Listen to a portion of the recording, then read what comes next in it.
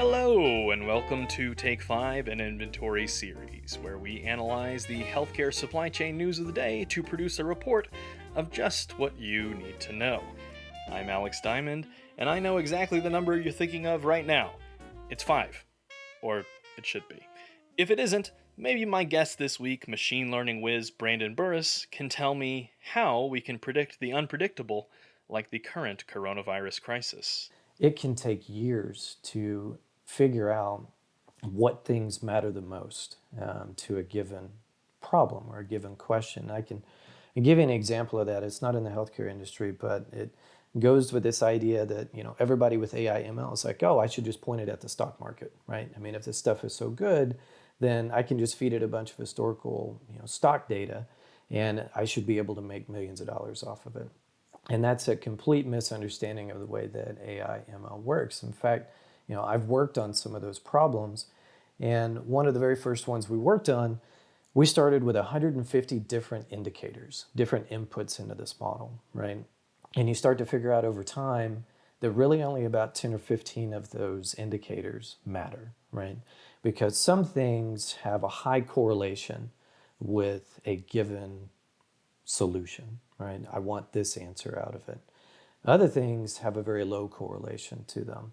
And until you understand your industry and what things correlate most to the problem set you're trying to solve, then you're completely missing the point. And in fact, your models become noisy and your accuracy drops. The same is true in the stock market as it is for this particular example in healthcare, in that you need historical data, right?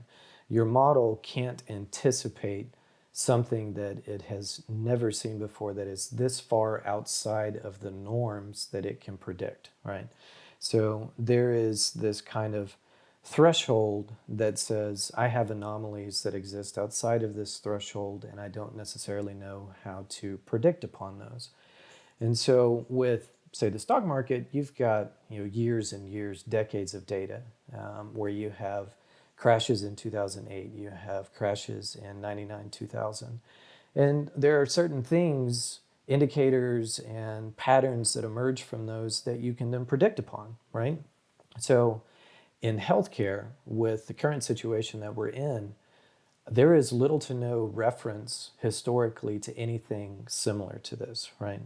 You can maybe get to something like the SARS outbreak or Ebola, and that might give you a little bit of insight and a little better predictive capability for something like we're going through now.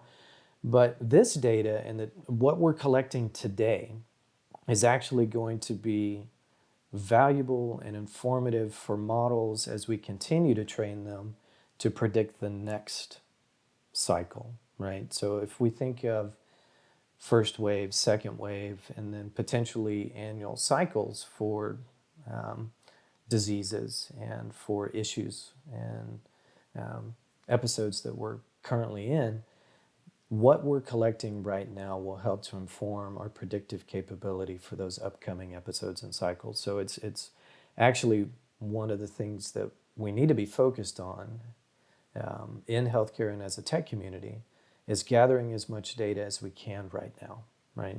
And using that to retrain or continually train our models. Situations like what we're in now kind of highlight the need, right?